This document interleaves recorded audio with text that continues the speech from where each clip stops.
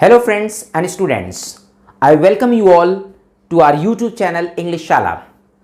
इससे पहले हमने आपको दो वीडियोस दिए हैं idioms and phrases पर। आज हमारा idioms and phrases पर ये तीसरा वीडियो है और इस वीडियो की खास बात है कि जितने भी idioms and phrases हैं, जैसा कि हर वीडियो में हमने 10 idioms and phrases he discuss किए हैं, तो इस वीडियो में भी हम आपको important 10 idioms and phrases discuss करेंगे। बट आज का जो वीडियो है वो सिर्फ और सिर्फ एक पर्टिकुलर वर्ड से रिलेटेड है और दैट वर्ड इज हैंड। यानी कि आज जो भी 10 हम idioms and phrases आपके सामने डिस्कस करने जा रहे हैं, ये सिर्फ और सिर्फ एक वर्ड से रिलेटेड है, that word is hand. Right, तो लेट्स स्टार्ट आवर डिस्कशन। तो जो पहला idiom हमारा यहां पे है that is get out of hand. तो गेट आउट ऑफ हैंड का मतलब होता है गेट आउट ऑफ कंट्रोल, यानी कोई चीज अब आपके हाथ में नहीं है, आपके हाथ से बाहर है। तो अगर कोई भी परिस्थिति हो ऐसी जो आपके हाथ से बाहर चली जाए, इसका मतलब अब वो परिस्थिति पर आपका काबू नहीं है, कंट्रोल नहीं है। तो गेट आउट ऑफ हैंड का मतलब क्या निकल के आ रहा है? Get out of control. अब इसको हम एग्जाम्पल में देख सकते हैं, his drinking habit has got out of hand as he has become an alcoholic. यानी कि अब वो अल्कोहलिक बन गया है, शराबी बन गया है, शराब का लत पकड़ चुका है वो, इसलिए अब उसकी जो ड्रिंकिंग हैबिट है वो आउट ऑफ हैंड हो चुकी है। आउट ऑफ हैंड मतलब आउट ऑफ कंट्रोल। सेकेंड यहां पे ईडियम हमारा देखिए है ट्राई योर हैंड एट। इसका मतलब योर का मतलब यह है कि ऐसा नहीं कि हमेशा योर ही आएगा, ये अकॉर्डिंग टू सब्जेक्ट यानी कि अकॉर्डिंग टू प्रोनाउन ये पॉजिटिव केस चेंज भी हो सकता है, योर हो सकता है, हिज हो सकता है, हर हो सकता है, डिपेंड करता है हम किसके बारे में बात कर रहे हैं। राइट, तो ट्राई योर हैंड एट यानी किसी चीज पर अपना हाथ आजमाना, यानी कोई चीज आप हाथ आजमा रहे हैं। जैसे आप मान लीजिए कोई नई स्किल सीख रहे हैं, यानी कि आजकल आप नई स्किल पर अपना हाथ आजमा रहे हैं। जैसे मान लीजिए आप इंग्लिश आपको अच्छी आती है, हिंदी आपको अच्छी आती है, आप फ्रेंच सीखना शुरू कर दें, इसका मतलब you are trying your hand at learning French. तो ट्राई योर हैंड एट का मतलब होता है try to do something first time. अगर कोई चीज आप पहली बार करने जा रहे हैं या कोई चीज नई करने जा रहे हैं तो उसे हम बोलते हैं try your hand eight. Example देखिए, कह रहा है now a days he is trying his hand. अब देखिए यहाँ पे योर था, यहाँ पे हिज आ गया, क्योंकि यहाँ सब्जेक्ट ही है, ही के अकॉर्डिंग यहाँ पे पॉजिटिव ही हिज आ जाएगा। जैसा सब्जेक्ट होगा पॉजिटिव केस उसके अकॉर्डिंग ही होगा। राइट, तो nowadays he is trying his hand at learning how to play the piano. इसका मतलब आजकल वो अपना हाथ किस पर आजमा रहा है? पियानो बजाना सीखने पे। तो nowadays he is trying his hand at learning, यानी आजकल वो सीखने में अपना हाथ आजमा रहा है, किस पर? How to play the piano, कि कैसे पियानो बजाया जाता है, इस चीज को सीखने में आजकल वो कोशिश कर रहा है। तो try to do something first time means to try your hand at, अपने हाथ को किसी स्किल में आजमाना। ये है हमारे दो ईडियम जो हमारे हैंड वर्ड से रिलेटेड है। अब हम चलते हैं आगे के ईडियम्स की तरफ। Now the third idiom is give a hand और लेंड अ हैंड। तो गिव अ हैंड और लेंड अ हैंड दोनों ईडियम सेम हैं, दोनों का मतलब सेम ही होता है, हाथ बढ़ाना या हाथ देना। तो हम कब हाथ बढ़ाते हैं, कब हाथ देते हैं? जब हम किसी की मदद करते हैं। इसलिए इसका सिंपल मतलब निकल के आता है help someone. When you lend your hand, when you give your hand, when you give a hand or lend a hand, इसका मतलब you give a hand for helping someone, right? तो give a hand और lend a hand का मतलब होता है help someone। Example में हम देख सकते हैं Can you give me a hand to carry all these books to my table? क्या आप मुझे मदद कर सकते हैं? क्या आप मुझे अपना हाथ दे सकते हैं? यानी कि क्या आप मेरी मदद कर सकते हैं ये सारी बुक्स ले चलने के लिए मेरे टेबल तक, right? Next idiom is wash hands off, यानी किसी चीज से अपना हाथ वॉश कर लेना, धुल लेना। यानी कि आप किसी काम में लिप्त थे, वहां से अपना हाथ आपने खींच लिया, तो इसका मतलब होता है abstain your self from the responsibility of. अगर आप किसी जिम्मेदारी से भाग रहे हैं, आप किसी जिम्मेदारी जो आपको काम मिला है, जिसकी जिम्मेदारी आपको मिली है, आप उस जिम्मेदारी से दूर भाग रहे हैं, इसका मतलब you are going to wash your hands off that responsibility. Right, तो किसी जिम्मेदारी से दूर भागना, इसका मतलब निकल के आया। एग्जाम्पल में देखिए ही washed his hands of the project, यानी उसने प्रोजेक्ट से अपना हाथ खींच लिया, यानी कि वो प्रोजेक्ट की रिस्पॉन्सिबिलिटी से दूर भाग गया। कब? As it went in trouble, यानी जैसे ही प्रोजेक्ट ट्रबल में गया, जैसे ही प्रोजेक्ट में कुछ प्रॉब्लम आई, समस्या आई, कठिनाई आई, वह जिम्मेदारी खींच लिया अपने आप, यानी कि प्रोजेक्ट से जो उसकी रिस्पॉन्सिबिलिटी थी, जिम्मेदारी थी, उससे अपना हाथ खींच लिया। राइट, तो ये दो थे, give a hand, lend a hand means help someone, and wash your hands off, यानी कि when you are going to wash your hands of something, it means you are going to abstain yourself from the responsibility of something. Is that clear? So these were two another idioms of the now fifth idiom is hands are tied. Hands are tight का हिंदी मतलब होता है हाथ बंधा होना। अगर किसी व्यक्ति का हाथ बंधा हो, इसका मतलब वो कोई काम करने में असमर्थ है, यानी कि उसके अंदर समर्थता नहीं है, सामर्थ्य नहीं है किसी काम को करने की, वो असमर्थ है कोई काम करने में। अगर आपका हाथ बंध गया है, राइट, तो इसका मतलब हो गया hands are tied, not have the ability to do something. जब आप कोई काम करने की क्षमता नहीं रखते या सामर्थ्य नहीं रखते तो आपका हाथ इसका मतलब बंधा है वो काम करने के लिए।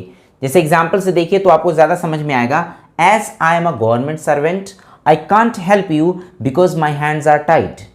तो चूंकि मैं एक गवर्नमेंट सर्वेंट हूँ इसीलिए मैं आपकी मदद नहीं कर सकता क्योंकि मेरे हाथ बंधे हैं। इसका मतलब वो किसी सरकारी पद पर है, चूंकि गवर्नमेंट एम्प्लॉय है, गवर्नमेंट सर्वेंट है, इसलिए वो हेल्प नहीं कर पा रहा। हो सकता वो अगर गवर्नमेंट सर्वेंट ना होता तो मदद कर देता, लेकिन अगर गवर्नमेंट सर्वेंट है तो कानून के दायरे में, इसलिए वो मदद नहीं कर सकता, उसके हाथ बंधे हुए हैं, right.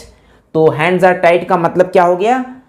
To not have the ability to do something. जब आप कोई काम करने का एबिलिटी नहीं रखते हैं तो इसका मतलब आपके हाथ बंधे हुए, आपको काम चाहते हुए भी नहीं कर सकते। Is that clear? अब now six idiom is have a hand in, right. अक्सर ये कहा जाता है क्या आपका इस क्राइम में कोई हाथ है? तो अगर आपका किसी काम में आपका हाथ है इसका मतलब आपने उस काम को करने में मदद की है। तो इसका सिंपल सा मतलब हो गया हैव अ हैंड इन का मतलब है हैव अ रोल इन या टू बी इन्वॉल्व इन। जब आप किसी काम में लिप्त होते हैं, यानी कि अगर आप कोई काम किया गया है उसमें आपका रोल है, इसका मतलब you have given your hand in that work, right. Example से देखिए, his uncle had a hand, इसका मतलब उसके अंकल का हाथ था किसमें? In getting him abducted, right. Abduct का मतलब क्या होता है? अगवा करना, एबडक्ट। एबडक्ट और कभी कभी आपको किडनैप में बड़ी सिमिलैरिटी सी लगती है, लेकिन मैं आपको छोटा सा डिफरेंस बता दूं, दोनों में डिफरेंस क्या है। एबडक्ट का भी मतलब होता है अगवा करना और किडनैप का भी मतलब होता है अगवा करना, लेकिन किड मीन होता है बच्चा, छोटा बच्चा। जब किसी छोटे बच्चे को हम अगवा करते हैं तो उसे हम बोलते हैं किडनैप, किड को नैप कर लेना, किडनैप। लेकिन जब किसी बड़े लड़के या बड़े लोगों को, हम वयस्क लोगों को एबडक्ट किया जाता है तो उनको हम बोलते हैं एबडक्ट, राइट। तो abduct word is basically for the older people and kidnap word is for kids, mean small children.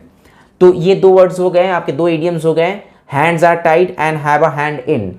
तो hands are tied, it means you are not able to do something, and have a hand means you are having your role in getting something executed, right? ये हो गए हमारे 6 idioms and phrases from the word hand। अब हम move करते हैं आगे के 7th idiom की तरफ। Now 7th idiom is take the matter into own hand। take the matter into own hand यानी कि मामले को खुद के हाथ में ले लेना, यानी अब कोई काम दूसरे के भरोसे न रख करके अपने भरोसे पे ले लेना, अपने कंट्रोल में ले लेना, अपने ऊपर ले लेना, राइट।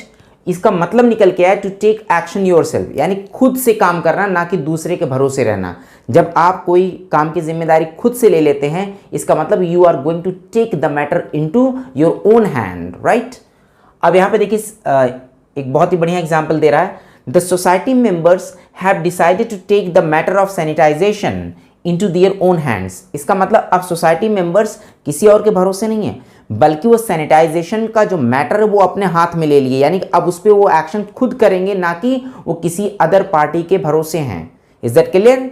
तो to take the matter into own hand का मतलब हो गया to take the action yourself, खुद से कोई एक्शन करना, ना कि दूसरे के भरोसे रहना। तो 8th देखिए, 8th idiom कह रहा है tip your hand. When you tip your hand, it means you are going to reveal a secret। आपने कोई सीक्रेट रिवील कर दिया, एक्सपोज कर दिया, आपने कोई किसी रहस्य को उजागर कर दिया। He tipped his hand on the plans he was going to undertake against his enemy। यानी कि वो अपने दुश्मन के खिलाफ जो भी प्लान्स बना रहा था, जो प्लान एग्जीक्यूट करने जा रहा था, उसने उसको एक्सपोज कर दिया, यानी वो पहले ही रिवील कर दिया। तो अगर आप अपने किसी भी प्लान को रिवील कर देते हैं, किसी भी सीक्रेट को रिवील कर देते हैं, इसका मतलब you are going to tip your hand, right. तो tip your hand means reveal a secret. Is that clear? ये हो गए हमारे 8 idioms and phrases. अब हम चलते हैं last two idioms and phrases की तरफ. So now ninth idiom is in fact phrase hands down. Hands down means obviously without a doubt. जहां निश्चित तौर पर बिना किसी संदेह के कोई बात की जाए तो उसे हम बोलते हैं hands down. Obviously without a doubt, right? निसंदेह, एक तरह से एडवर्ब की तरह काम कर रहा है. hands down, obviously, absolutely, without a doubt. अब सेंटेंस में देखिए कैसे यूज हुआ है. He is hands down the best player of our team, यानी कि वह निसंदेह हमारे टीम का सबसे बेहतरीन प्लेयर है. Right, he is hands down. Hands down का यहां सेंस निकल के आ रहा, obviously he is obviously the best player of our team. The last phrase is at hand. At hand, right. At hand का मतलब होता है नियर बाय या क्लोज, जो बहुत ही नज़दीक हो. जैसे our exams are at hand, हमारा एग्जाम बहुत ही नज़दीक आ रहा, so we should not waste our time, हमें अपना समय नहीं बर्बाद करना है. I always keep my dictionary at hand when I read the newspaper. इसका मतलब क्या हुआ कि जब भी मैं न्यूज़पेपर पढ़ता हूँ तो अपनी डिक्शनरी हमेशा मैं अपने क्लोज रखता हूँ, नज़दीक में रखता हूँ. Right, when you keep something at hand it means you keep something close to you. आप अपने आसपास रखते हैं कोई चीज़. राइट, तो ये हो गए हमारे 10 beautiful idioms and phrases with the word hand. आज एक ही वर्ड है hand and I have discussed 10 important idioms and phrases, right? I hope कि आपको एक ही वर्ड से रिलेटेड ये 10 idioms and phrases समझ में आए होंगे. And one more thing I want to share with you. अगर आप लोगों को ये 10 idioms and phrases समझ में आए हों तो प्लीज़ कमेंट बॉक्स में अपने अप्रिसिएटिंग वर्ड्स को भी लिखना ना भूला करें. एंड अगर आपको लगता है ये these are useful idioms and phrases for your upcoming examination, so please share this beautiful video among your all friends, right, so that they could also get the benefit of this video. I hope कि अब आपको ये तीसरा video हमारा जो idioms and phrases का था ये भी समझ में आया होगा. हम लोग ऐसे ही हर वीडियो में जो idioms and phrases का होगा वो 10 के सेगमेंट्स में हम लोग चलेंगे, सो दैट आपको मेमोराइज करने में आसानी हो. तो आज के लिए बस इतना ही. Thank you very much, and please don't forget to like and subscribe the channel if you have not done yet. Thank you.